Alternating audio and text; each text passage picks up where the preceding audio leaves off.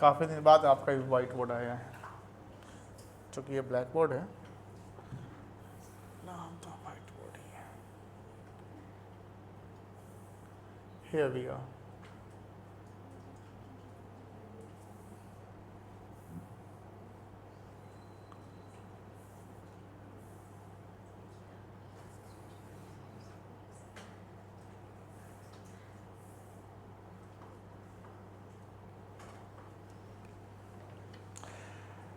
Accounting equation काफ़ी important चीज़ है। Equation का मतलब होता है कि LHS एंड RHS जो है वो दोनों इक्वल होने चाहिए, और ये एक यूनिवर्सल वैलिडिटी है। तो जैसा कि हम जब अकाउंट शुरुआत में डिस्कस किया था, तो हमने ये देखा था कि अकाउंटिंग एक कॉन्सेप्ट पे बेस होता है, जिस कॉन्सेप्ट का नाम होता है डबल एंट्री सिस्टम। होगा, अब यहाँ देखना है, लिखिए बाद में। अकाउंटिंग एक कॉन्सेप्ट पे बेस होता है, जिस कॉन्सेप्ट का नाम होता है, अब हमारे साथ रिपीट भी करना है, अकाउंटिंग एक कॉन्सेप्ट पे बेस होता है, जिस कॉन्सेप्ट का नाम क्या होता है, डबल एंट्री सिस्टम। कोई दिक्कत नहीं है। डबल एंट्री सिस्टम क्या कहता है कि every transactions and events has its two equal impacts, debit and credit. But equation में मुझे डेबिट और क्रेडिट वर्ड पे ध्यान नहीं है, क्योंकि हमने डेबिट कभी समझा नहीं है। After that chapter we will discuss about the concepts of debit and credit. But हमने इसे अर्लियर चैप्टर में हमने पढ़ा था कि एसेट्स के बारे में, याद है ना, हमने पढ़ा था लायबिलिटीज के बारे में, हमने पढ़ा था कैपिटल के बारे में, और येस्टरडे के क्लास में हमने बोला था कि काइंडली इसको देख कर आइएगा, इसके यूजेस होने वाले हैं। तो ये जो चैप्टर है अकाउंटिंग इक्वेशन, ये कहीं ना कहीं एक अमेरिकन अप्रोच को दर्शाता है कि डबल एंट्री सिस्टम जो कहता है और अकाउंटिंग इक्वेशन जो कहता है, दोनों के मीनिंग सेम ही होते हैं, दोनों से अकाउंटिंग हम सेम ही करते हैं। बट इस इक्वेशन में हमें प्रूव करना है कि सर हमारा एसेट्स जो हो वो कैपिटल और लायबिलिटीज के बराबर होना चाहिए। और जब यहाँ लायबिलिटीज की बात होती है तो this liability is called the external liability. कौन सा लायबिलिटी बेटा? एक्सटर्नल। जब लायबिलिटीज वर्ड लिखा रहे, क्या लिखा रहे हैं, बोलो बोलो, क्या लिखा रहे हैं, लायबिलिटीज लिखा रहे हैं, तो हम उसको मानेंगे ये एक्सटर्नल है। कि क्या है बेटा? और एक्सटर्नल में दो लायबिलिटी आता है। कितने लायबिलिटी? दो, NCL और CL। NCL मतलब नॉन करेंट लायबिलिटीज और CL मतलब करेंट लायबिलिटीज। एंड कैपिटल आपका इंटरनल में आता है। कैपिटल किस में आता है बेटा? इंटरनल में। बट यहाँ पर इंटरनल लायबिलिटी ना लिखे हम क्या वर्ड यूज करेंगे? Capital. Capital is what? Capital is the sum, capital is the sum or money which are invested by the proprietor into the business. Capital is the sum, capital is the, अभी repeat करेंगे बेटा, आपका पहला class ना, repeat करिएगा। Capital is the sum which are invested by the hmm, proprietor into the business is called capital. कोई दिक्कत नहीं है। तो कैपिटल पूंजी हो गया, जो फर्म के लिए लायबिलिटी होता है, इंटरनल होता है। क्या होता है? इंटरनल लायबिलिटी होता है, बिकॉज एक बिजनेस एंटिटी कॉन्सेप्ट हम लोग फॉलो करते हैं। हमने कॉन्सेप्ट पढ़ा होगा। अब देखिएगा, जो कॉन्सेप्ट से पढ़ा है ना, वो सारे कॉन्सेप्ट का पॉइंट हम कहीं ना कहीं डालते रहेंगे।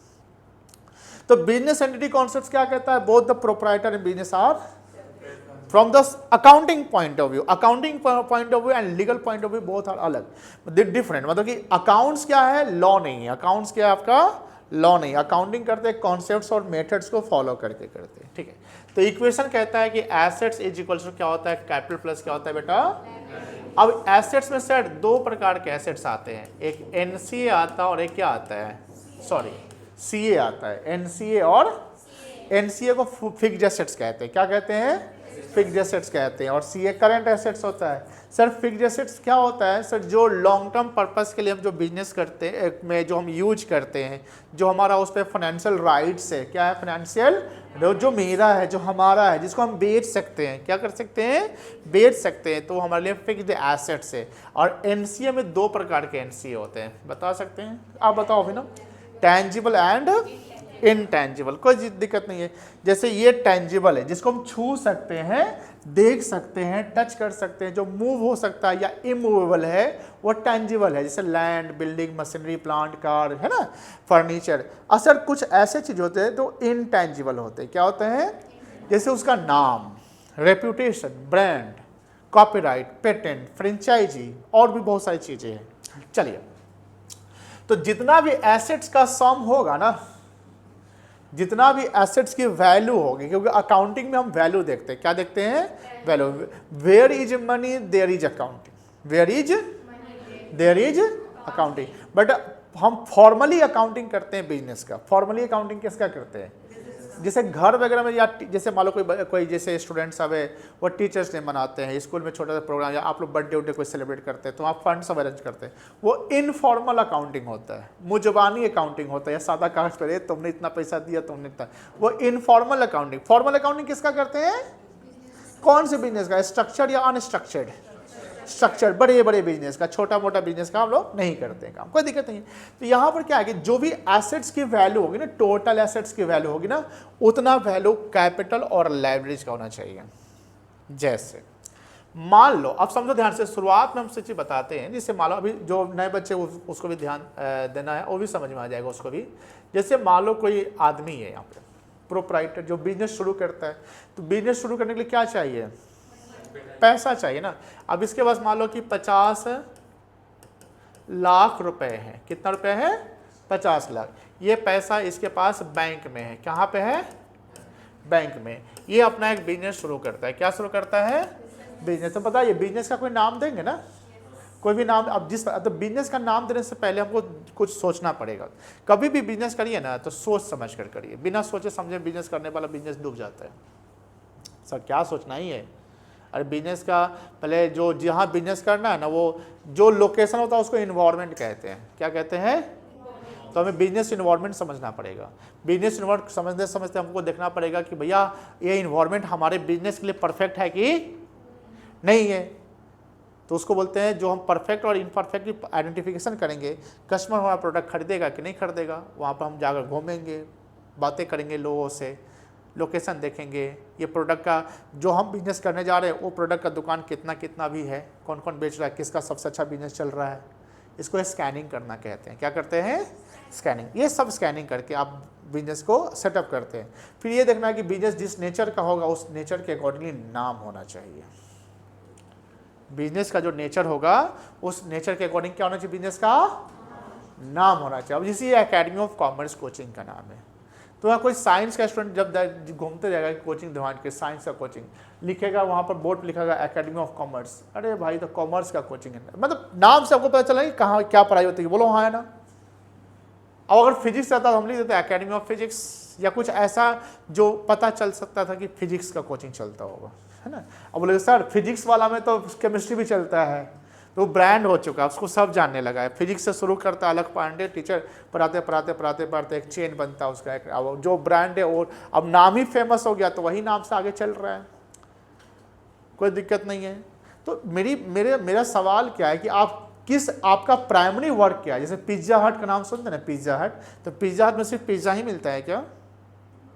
नहीं, बट वो फेमस किस चीज़ के लिए है? शुरुआत कैसे किया होगा? पिज्ज़ा के लिए। अब आप पिज्ज़ा खाने जाते हो उसमें और कुछ। तो मेरा कहने का मतलब है कि जो हम बिजनेस करते हैं उसके अकॉर्डिंगली हम उसका नाम डालते हैं। तो मान लो कि ये 50 लाख रुपया बिजनेस में पैसा लगा देता है। ये पैसा कहाँ पर आ गया बेटा? बिजनेस में। घर का पैसा आप कहाँ लगा दिए? तो पूरा पैसा लगा दिया, ऐसा थोड़ी हो सकता है। 50 लाख रुपया लगा रहे हैं और हमारा अपना पर्सनल प्रॉपर्टी भी तो होगा, हमारा घर होगा, हमारा ज़मीन होगा, और भी पैसे कैश होंगे। हम नहीं, 50 लाख रुपए से हम बिजनेस शुरू करते हैं, और ये शुरू करने वाला जो भी पर्सन है ये कहलाएगा प्रोपराइटर या ओनर। और एक अकेला बिजनेस करने वाला जो बिजनेस होता है ना, इसको सोल ट्रेडिंग कहते हैं, सोल प्रोपराइटरशिप। क्या कहते हैं? Sole proprietor. लेकिन सर सपोज कि ये और एक साथ दोस्त मिलकर बिजनेस करता तो ये पार्टनरशिप बिजनेस हो जाता। सर ये दोनों भाई मिलकर बिजनेस करता तो भी पार्टनरशिप कहलाता, क्योंकि बिजनेस में आप पार्टनर्स है, भाई नहीं है। बिजनेस में भाई भाई चलेगा? नहीं चलेगा। मान लो कि एक भाई पूरा बहुत पैसा रखेगा, एक भाई कम रखेगा, तो दोनों में झगड़ा ही हो जाएगा ना। तो बिजनेस में आप, घर पे आप भाई हैं, बट बिजनेस में आप क्या है, पार्टनर्स। तो जब दो या दो से अधिक मिलकर बिजनेस को रन करता है उसको पार्टनरशिप कहते हैं, और एक अकेला बिजनेस करता है उसको क्या बोलते हैं, सोल प्रोप्राइटरशिप। तो यहां पर ये ऑनर 50 लाख रुपया लगाया, इसको क्या कहेंगे हम, पूंजी कहेंगे। तो मुझे बताओ कि बिजनेस में कैपिटल कितना लाख लग गया है। तो कैपिटल बिजनेस में, अब ध्यान सुनिएगा, बढ़ा कि घटा, अरे कैपिटल लगाया ना, तो तुम्हारा अपने घर का पैसा ना कम हुआ, बिजनेस में पैसा आया कि गया, यही बोले। हमारा अकाउंटिंग किसके पीओवी से होना चाहिए, बिजनेस के पॉइंट ऑफ व्यू। हम अकाउंटिंग किसका फॉर्मल करते हैं, घर का कि बिजनेस का। You have to think about as a businessman, as a business में क्या घटना हो रही है। तुमने बिजनेस में 50 लाख लगाया तो बिजनेस का कैपिटल क्या हो गया, बढ़ गया, घट गया, बढ़ गया। प्लस मतलब बढ़ गया और माइनस मतलब, अब तुम साइमल्टेनियसली देखो कि तुम बिजनेस में 50 लाख का जो कैपिटल लगाए, तो कहीं ना कहीं कोई पेज उज है फाड़, कहीं ना कहीं आपने 50 लाख का क्या दिया, बोलो ना, चेक दिया। क्या दिया, चेक समझते हैं ना, चेक। आपने 50 लाख का चेक बिजनेस के नाम, क्योंकि जानते होंगे जब बिजनेस शुरू होता है तो बिजनेस के नाम से बैंक अकाउंट खुलवा लेते हैं। अब बिजनेस के नाम से बैंक अकाउंट खुलता है उसको सेविंग अकाउंट नहीं कहते हैं, क्या कहते हैं, करेंट अकाउंट। और करेंट अकाउंट पे एक फैसिलिटी मिलता है, क्या फैसिलिटी होता है उसको, बैंक ओवरड्राफ्ट की फैसिलिटी, वो बाद में डिस्कस किया जाएगा।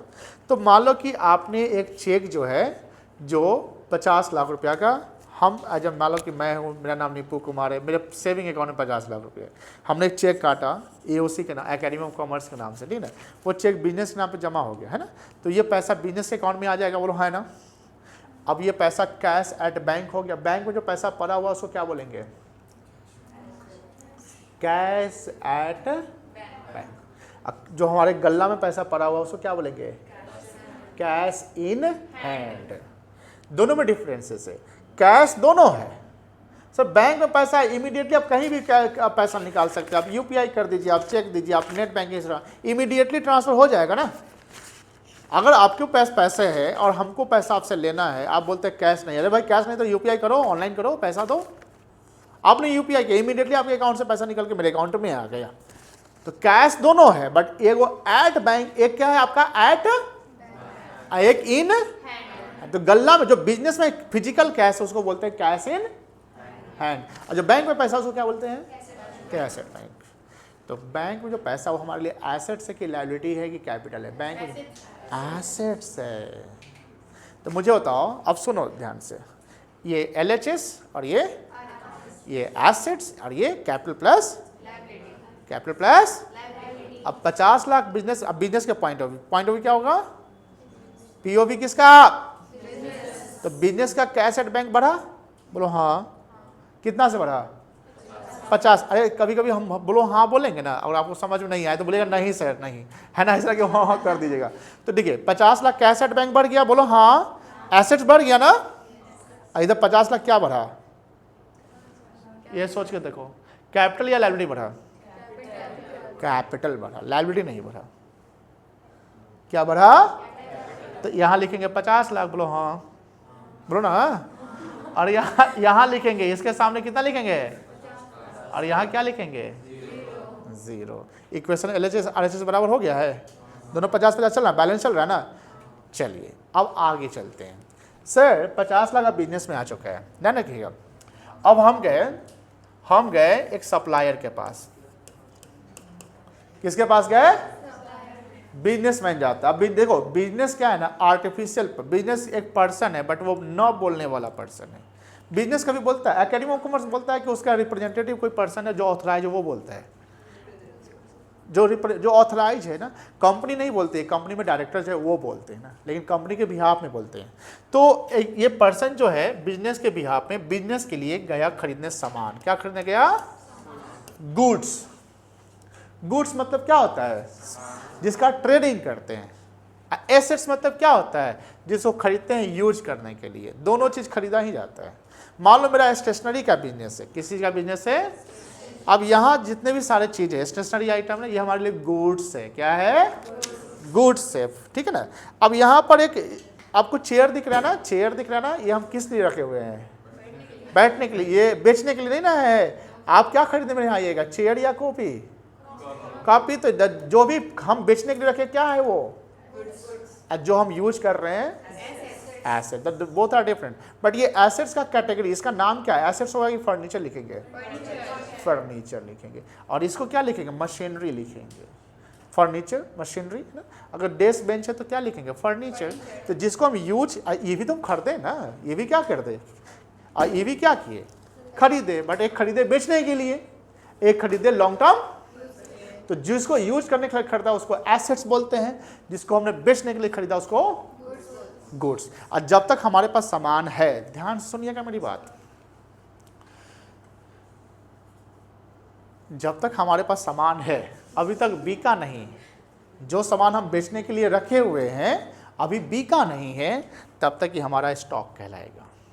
क्या कहलाएगा बोलो? स्टॉक। स्टॉक हमारे लिए कौन क्या होता है? एसेट्स की लायबिलिटी बताइए। कौन सा एसेट, करेंट या नॉन करेंट? करेंट, ठीक है ना। आप समझिए ध्यान से, ध्यान से सुनिएगा बच्चों। हमने ध्यान से सुनिएगा, गुड्स खरीदा 5 लाख का। कितने का गुड्स खरीदा? और उसको 5 लाख का हम चेक दे दिए, नगद नारायण नहीं होता, नगद नारायण सुनते हैं ना ऐसे। तो नगद यानी पूरा पैसा देकर हम सामान, यानी कोई लायबिलिटी नहीं रखना है, पूरा 5 लाख लीजिए, सामान दीजिए। अब नया नया बिजनेस किए हैं अभी अब हमारी जान पहचान होगी तभी ना क्रेडिट होगा। क्रेडिट कहाँ होता है? ट्रस्ट। क्रेडिट का मतलब होता है ट्रस्ट, और ट्रस्ट सबसे बड़ा एसेट्स होता है, ध्यान रखिएगा। इसलिए जीवन में ना कमिटमेंट नहीं तोड़िए कभी भी, ट्रस्ट नहीं तोड़िए। अगर किसी को टाइम दे दिए तो दे दिए। अब यहां अगर अब जैसे ये बिजनेसमैन है, इसका अगर 5 लाख दिया, ये इस पर ट्रस्ट करेगा ना भाई, टाइमली पैसा दे देता है, अगले बार 20 लाख का 25 लाख का क्रेडिट कर देगा। आप क्रेडिट ज्यादा किसको बेचते होंगे या किसको बेचा जाता होगा? जिस पे हमें ट्रस्ट है। समझ लीजिए सिंपल सा। आप जो पढ़ाई कर रहे हैं ना बेटा, इसमें एक चीज ध्यान रखिएगा, ट्रस्ट। ट्रस्ट एक इनटेंजिबल एसेट्स भी हो जाएगा, लेकिन हम नहीं लिखे हैं, बट होता है, रिलेशन बनता है ऐसे ही है। गुडविल ऐसे ही बनता है, आपके ट्रस्ट से गुडविल बनता है, और आपके ट्रस्ट खराब होने से गुडविल खराब हो जाता है। बिजनेस की यही रेप्यूटेशन है। आप कोई भी क्वालिटी का भी ट्रस्ट होता है। हम किसी पे कोई, जैसे कोई ब्रांडेड सामान क्यों खरीदते हैं? क्योंकि हमको उस पर विश्वास है कि सामान खराब नहीं होगा। अब महाराज का मिठाई क्यों खाते हैं? क्योंकि आपको ट्रस्ट है कि महाराज मिठाई में खराबी नहीं करेगा। अगर मिठाई का क्वालिटी खराब आया तो नहीं बेचेगा, लेकिन नहीं बेचेगा उसको ठीक है, लॉस कर जाएगा लेकिन नहीं बेचेगा। लोकल कोई रोड साइड जाएगा मिठाई की दुकान पे, हो सकता है 4 दिन पुराना मिठाई बोलता है कि फ्रेश है, ताज़ा है, लेना चाहिए, ले गए खराब हो गया, क्या पता। तो ट्रस्ट बहुत इंपॉर्टेंट चीज़ होता है। मेरा यहाँ समझिए कि 5 लाख रुपया हमने कैश पैसा दे दिया, बैंक से पैसा गया, बोलो हाँ ना, चेक दे दिए, बोलो हाँ ना, क्या मेरे पास आया? गुड्स। अरे आया क्या? हम क्या खरीद के लाए? गुड्स खरीद के लाए, अभी तक रखे हुए, बेचे नहीं है, तो क्या हुआ? स्टॉक हो गया। अब सुनो ध्यान से मेरी बात, हम LHS RHS थे, ये क्या है? LHS क्या है? एसेट से, RHS क्या है? Capital plus. अब मुझे बताओ, 5 लाख का जो तुम सामान खरीदे, क्या घटा है तुम्हारा? कौन सा बैलेंस घटा है? सोच के बताना। कैश एट बैंक घट गया, बोलो हाँ, बोलो ना हाँ। कितना से कैश एट बैंक घट गया? 5 लाख से घट गया। यहाँ पर भी नहीं है तो ये देखिए, अरे तुम नीचे कैसे चला गया? तो फिर तुम्हारा 5 लाख से कैश एट बैंक घट गया, बट कुछ उसके अगेंस्ट में कुछ लाए हो? क्या लाए हो? और गुड्स अभी बेचे हो, तो क्या बन गया? एसेट, स्टॉक क्या है? बढ़ा कि घटा? कितना से बढ़ा? ये बेचारा जहां था वहीं आ गया। तो सम ट्रांजेक्शन इम्पैक्ट्स, यानी कुछ चीज ऐसे होता है। फिर जैसे 5 लाख से घटा ना, कैश एट बैंक घट गया, स्टॉक बढ़ गया, तो दोनों तो एसेट्स की कैटेगरी में, तो न्यूट्रल हो गया, दोनों बराबर हो गया, कोई दिक्कत नहीं है। इसी इक्वेशन को हमको समझना होता है। इस इक्वेशन क्या करना पड़ता है बेटा? समझना होता है, कोई दिक्कत नहीं। अब मैं आपको एक चीज बताने वाला हूं, जो चीज बहुत ही अच्छा है, समझिए आप लोग। देखो बच्चों, ड्यूअल एस्पेक्ट्स ऑफ अकाउंटिंग। अब इसमें हम लोग क्या करेंगे ना, हम लोग कुछ कौन ये एग्जांपल्स लिखेंगे तो और समझ, ये दोनों पॉइंट समझ में आया है? पहले बोलो हाँ या ना। ठीक है,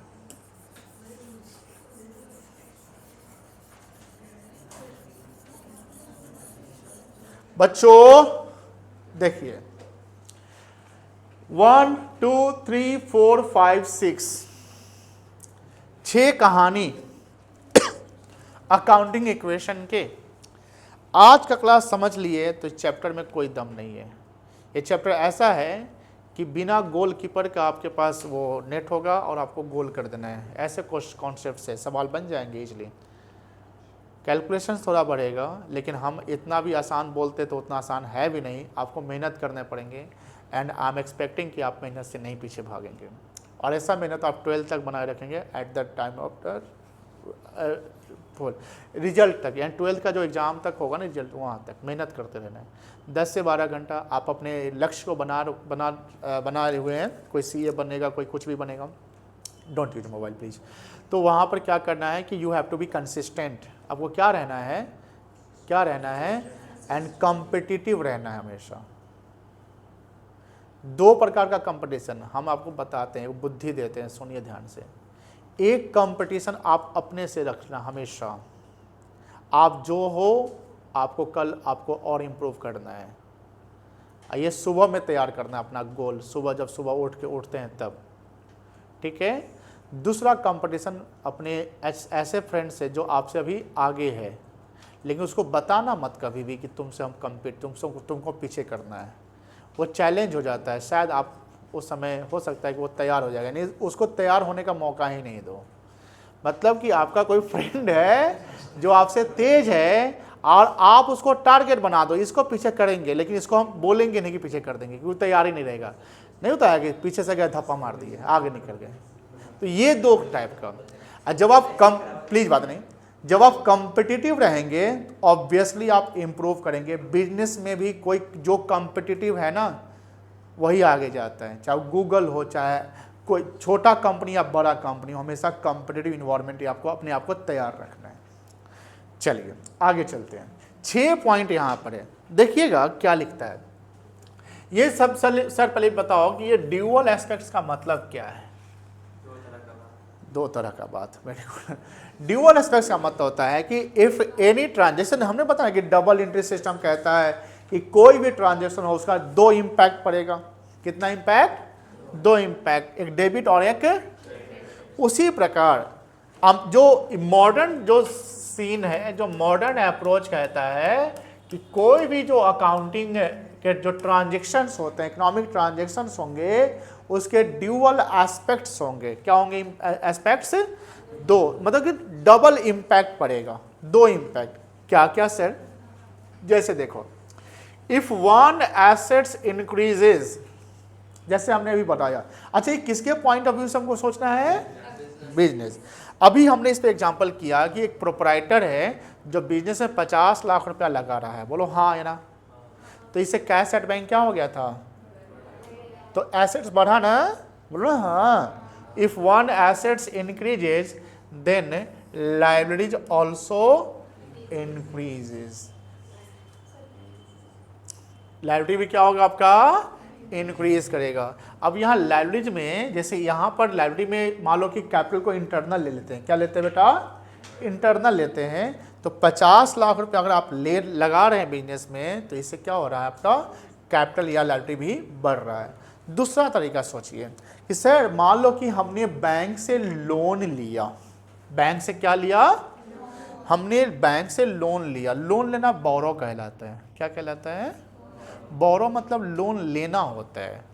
तो सर लोन देना क्या कहलाएगा? लेंडिंग। क्या कहलाएगा? अगर हम लेंड कर रहे हैं मनी ना, I am lending the money, ऐसे लैंग्वेज लिखा हुआ है। I am lending the money means what? I am giving the loan to someone. If I am lending the money, then I am giving the loan to someone. In that case, it is my assets. Sir, assets? हाँ, हम loan दे रहे हैं ना, बाद में हम पैसा उससे मांगेंगे ना, बोलो हाँ है ना। लेकिन I am borrowing the money. तो ये हम लोन ले रहे हैं, तो इसलिए मेरे लिए क्या है? लायबिलिटी यूज हो जाएगा। अब सपोज करिए, ध्यान सुनिएगा, एक इंसान है, वो बैंक के पास जाता है। कहाँ गया? बैंक के पास जाता है। बैंक को बोलता है, बैंक तो मुझे लोन दो। तो बोला ठीक है लोन देते हैं। तो बोला पैसा बिजनेस कैसा है? तो ठीक है, तुम्हारा बिजनेस क्या बोलेगा, हमको बैलेंस शीट दिखाओ, तुम्हारा क्या पोजीशन वगैरह है। हाँ हाँ अच्छा बिजनेस है, चलो बहुत अच्छा। सिक्योरिटी क्या है, लस सिक्योरिटी है ना, बिल्डिंग है ना, 2 करोड़ का बिल्डिंग है, ठीक है 2 करोड़ का बिल्डिंग, मॉर्गेज कर दो। क्या कर दो, मॉर्गेज। बोलो क्या करो, मॉर्गेज। मॉर्गेज का स्पेलिंग होता है MORTGAGE, जिसमें टी साइलेंट होता है। टी क्या होता है, साइलेंट। मॉर्गेज क्या बोलते हैं, मॉर्गेज। मॉर्गेज किया जाता है प्रॉपर्टी का लोन लेते समय हम जो सिक्योरिटी देते हैं बैंक को। बोलो हाँ समझ गए। बैंक से लोन लेने गए ना, तो बैंक फ्री में दो लोन देगा। बैंक क्या कहेगा, तुम प्रॉपर्टी सिक्योरिटी में दो मुझे। सिक्योरिटी में तो क्या होता है, यस कोलेटरल सिक्योरिटी, सिक्योरिटी में दे दो तो हम तुमको लोन देते हैं। तो हमने 2 करोड़ का बिल्डिंग मॉर्गेज कर दिया। बैंक हमको कितने का लोन दिया, नहीं, जितना सिक्योरिटी दीजिएगा उतना का लोन नहीं मिलता है। 50 लाख का अरे देखो, एक कहावत है ना, जितना बड़ा चादर हो उतना ही पैर फैलाओ। बिजनेस की बात यही होती है कि तुमको अगर 50 लाख की जरूरत है, तुम 75 लाख क्यों ले रहे हो, क्योंकि तुम्हें बैंक से जब लोन जब तुम ले लोगे तो तुम्हें हर साल इंटरेस्ट चुकाने पड़ेंगे ना। तो तुम्हारा बिजनेस तो 50 लाख का ही यूज हुआ, लेकिन तुमको इंटरेस्ट कितना, 75 पे। तो when we need whatever the amount we need, we have to utilise only that amount of money, not more than the money, है ना। तो 50 लाख हम बैंक से लोन लेने गए, बैंक हमको लोन दिया। मुझे बताओ, बैंक मेरे लिए एक लोन अकाउंट बना देगा, क्या बना देगा। अब सोचो, क्या एक ही ट्रांजेक्शन हुआ ना लोन लेना बैंक से, बोलो हाँ है ना, loan taken from the bank, बोलो हाँ है ना। तो लोन टेकन फ्रॉम बैंक ने बैंक ने हमें 50 लाख दिया, बोलो हाँ।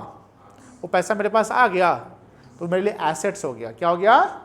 और उसी प्रकार से एक लायबिलिटी बढ़ गया कि अब पैसा चुकाना भी तो पड़ेगा, पैसा बैंक लोन मेरे लिए लायबिलिटी। तो एक एसेट बढ़ेगा तो दूसरा लायबिलिटी भी क्या होगा, बढ़ेगा। कोई दिक्कत नहीं है।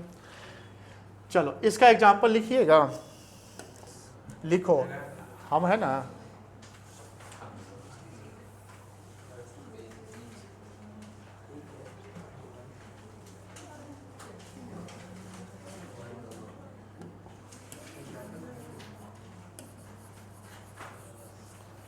लिखो एग्जाम्पल।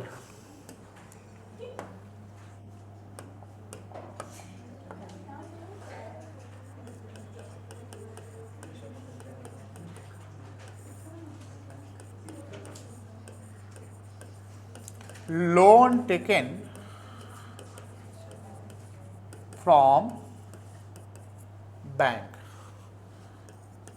ऑफ ₹50 lakhs, इसका इम्पैक्ट बताओ।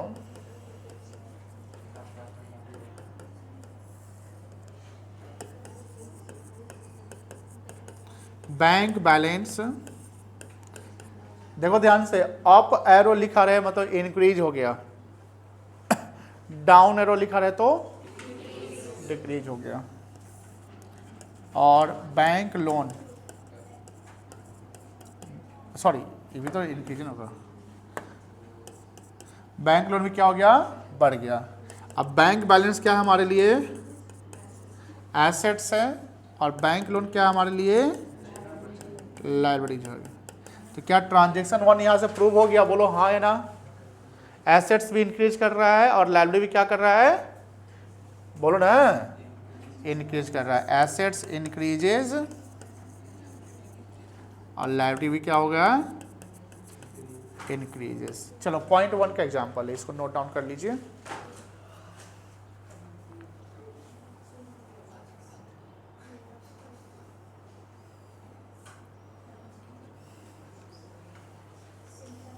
पॉज कर देना। पहले पहला एग्जांपल समझ गए ना। सेकंड है, if one assets decreases liability will also decreases. Sir इसका एग्जांपल समझाओ। देखो एग्जाम्पल 2 हमने लिखा, repayment of bank loan.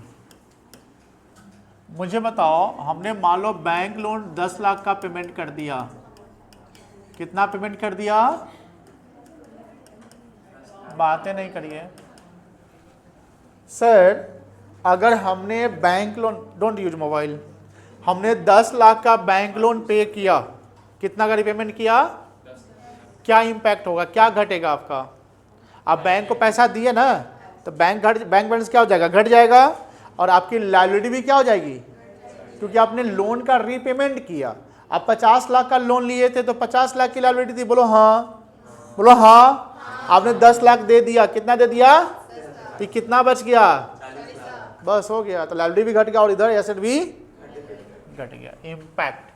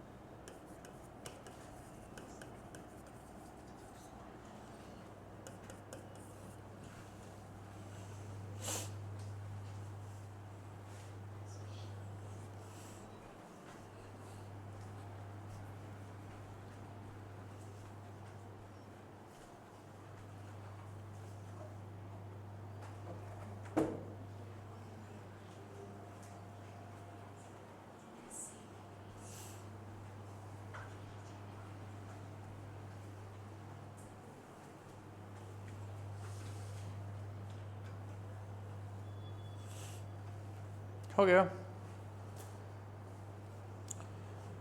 Third है, क्या लिखा हुआ है, if one asset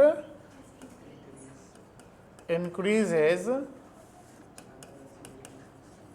other asset. अभी बताएं वो एग्जांपल, बताओ इसका एग्जांपल कौन सा ट्रांजेक्शन होगा, ये क्या हो, ऐसा कौन ऐसा ट्रांजेक्शन या क्या होगा कि एक एसेट बढ़ जाएगा तो दूसरा एसेट घट जाएगा। क्या बोले बेटा,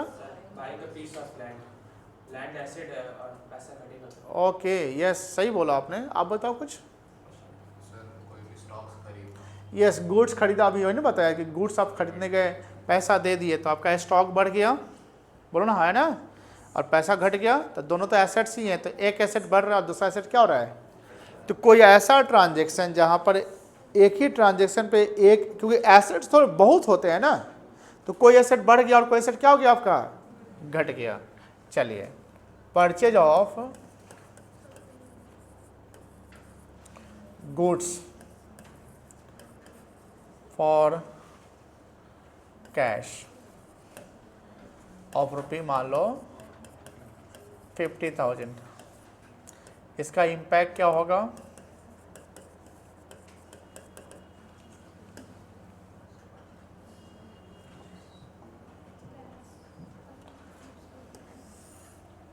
यहाँ पर स्टॉक बढ़ जाएगा और कैश क्या हो जाएगा, घट जाएगा। स्टॉक हमारे लिए एसेट्स है, कैश हमारे लिए एसेट्स है। स्टॉक इंक्रीज कर रहा है और कैश आपका डिक्रीज कर रहा है।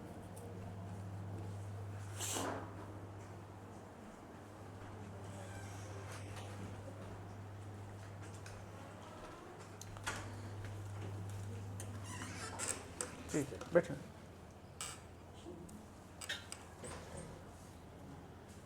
बैठ जाए। 11th के लिए आए हैं, कहाँ से आए हैं,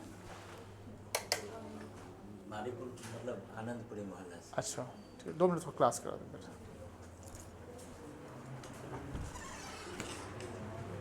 हो गया,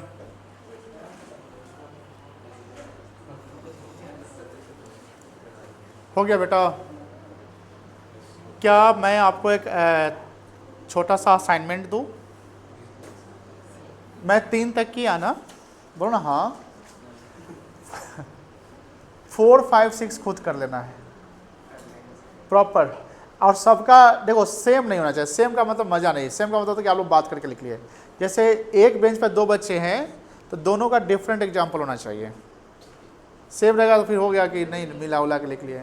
वहाँ 3 बच्चे हैं तो तीनों का अलग आप मिला कर लिख सकते हैं बेटा, आपके लिए हम कह सकते हैं, अलाउ कर सकते हैं, क्योंकि आपका पहला क्लास है।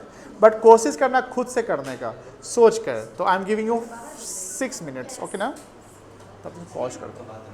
6 मिनट फॉर 3। बच्चे का एग्जाम्पल है कि sir 1 loan taken to repay the other loan, या वी कैन से दैट। इसलिए होता है कि किसी का 4 क्रेडिट कार्ड है, ये जिसका उधर पैसा करते हैं। चलिए, सही बात जवाब दिया आपने, तो आप लोग लिख लिए सब लोग। चौथा एग्जाम्पल। पांचवा बताओ, तुम बताओ अक्षत, पांचवा का क्या पॉइंट होगा? चौथा ही लिखे थे। ये तो इजी है पांचवा, तुमको सबसे इजी पूछ दिए, वो तो हम उससे पूछ देंगे। बेटा तुम बताओ, हाँ पांचवा तुम बताओ। हाँ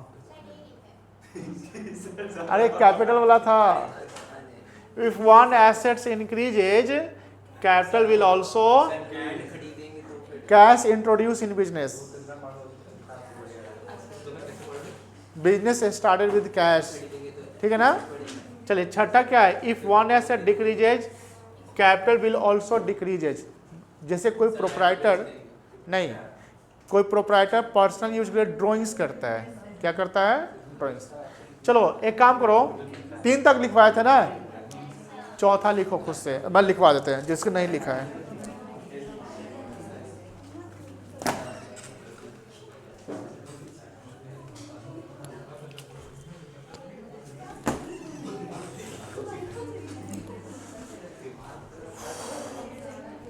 ए बच्चों, चौथा ना लिखोगे? चौथा क्या था? ए चौथा कितना? जिसने नहीं लिखा वो लिखेगा। Loan taken for repayment of another loan. चलो पांचवा बताओ। Cash introduce in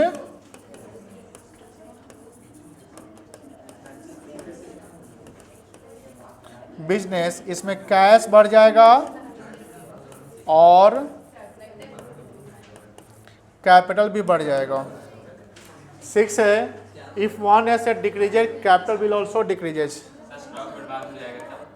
cash withdraw हो सकता है, सही चैट जीपीटी किया ना? कैश विड्रॉ बाई, हम सब समझते हैं, प्रोप्राइटर फॉर पर्सनल यूज। चलो इसको नोट डाउन कर लो, जिसका नोट डाउन नहीं है नोट डाउन कर लो। एंड हम लोग कल इसके आगे समझेंगे। ये 6 एग्जाम्पल समझ में आ गया? कल अगर ओरली पूछेंगे तो बता दोगे?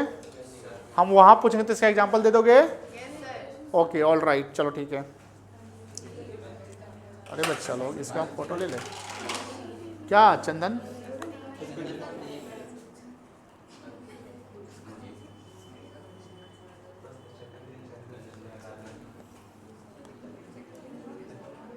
ठीक बा।